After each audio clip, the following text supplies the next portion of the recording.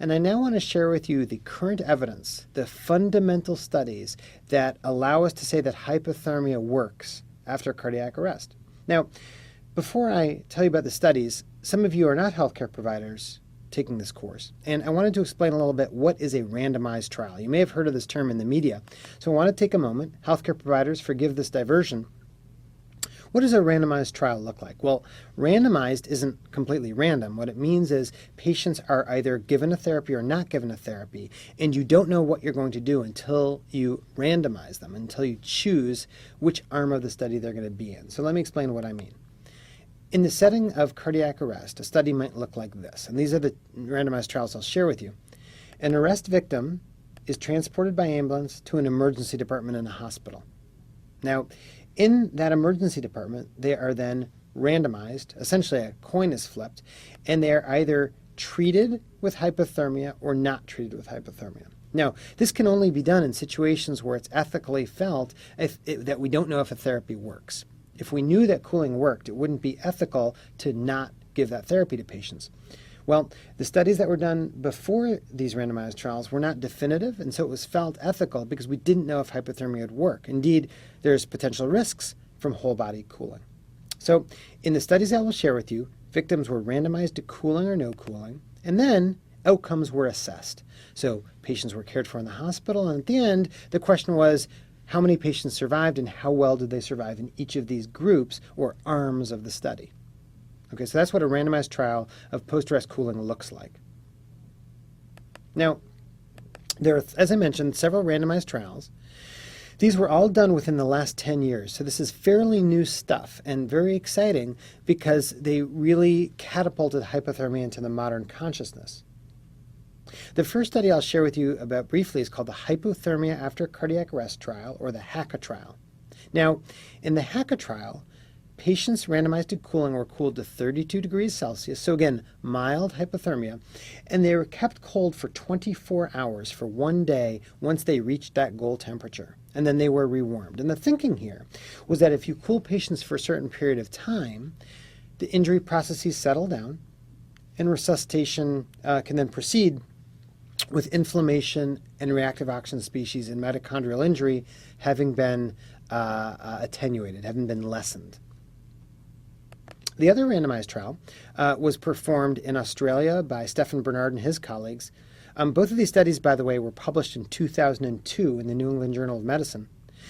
In the Bernard study, patients were also cooled to 32 degrees Celsius, but in this case only for 12 hours. Interesting difference. They felt maybe a shorter period of cooling was all you needed. Now, I'll briefly mention a third trial. This was a much smaller study, and it was to test a new technology of a cooling cap that people would have placed on their scalp, I should say. And this study also cooled patients to 32, but only for 4 hours. Now, I'm not going to talk more. I just wanted to mention that study. The top two are the main two studies that looked at post-arrest cooling. And it's important to note up front, we're going to get to this in a little bit of detail, that these trials only enrolled patients who had shockable arrest rhythms. Now, those of you who joined me for the first two lectures learned a lot about shockable and not shockable arrest rhythms. Just to refresh you, hearts have different rhythms of cardiac arrest, and these are two rhythms that are shockable, meaning they need a defibrillation attempt to restore heart function. These are rhythms known as ventricular fibrillation, VFib, or VF, if you will, and ventricular tachycardia, or VT. If the heart has either of these rhythms, they need a shock. And these two trials only enrolled patients with shockable rhythms. Now, you might wonder why. There's a specific reason why. These are the patients most likely to survive cardiac arrest. As you learned from the prior lectures, asystole, which is known as flatline in the media, if you have a flat line, no electrical activity, you're unlikely to survive. Those are patients you don't want to study because no matter what you do, they're going to do poorly. So this will become important in a moment.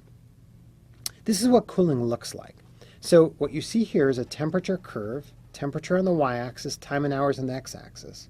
And this dot is going to move as the patient moves through cooling and rewarming. So the patient gets cooled, and then they get rewarmed. That is the basic sequence of hypothermia after cardiac arrest. Now, in summary, this is what the trials found.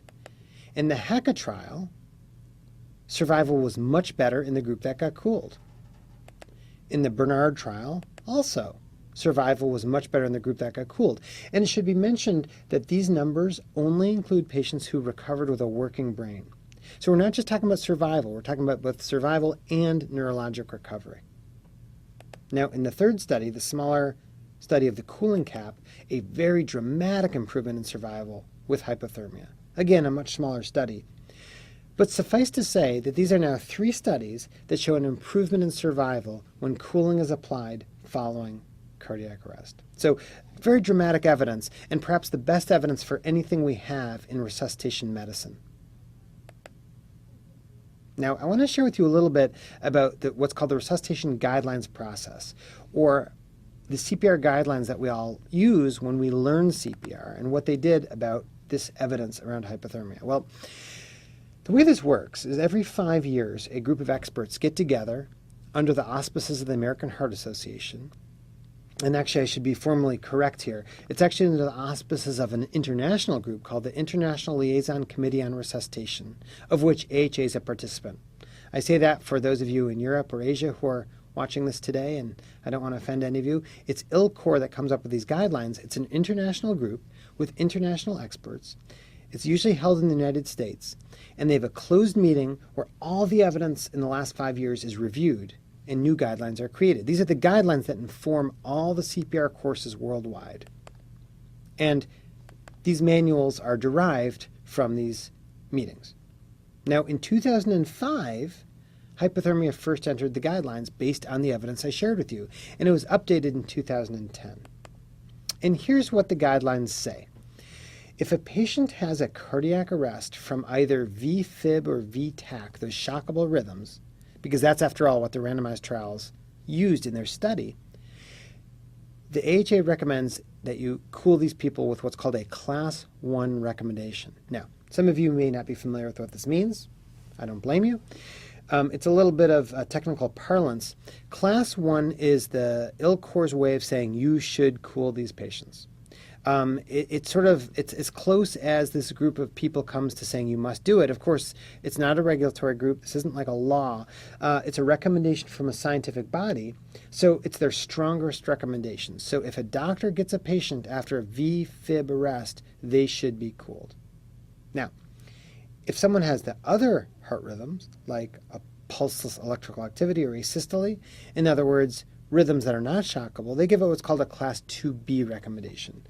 What this means in American Heart Association parlance is maybe you should cool, maybe you shouldn't, we don't really know. And this is a big challenge, actually, in modern healthcare provision, is what to do about these patients. Many hospitals actually cool these patients, but there is some debate about this. But certainly patients with VF or VTAC should be cooled.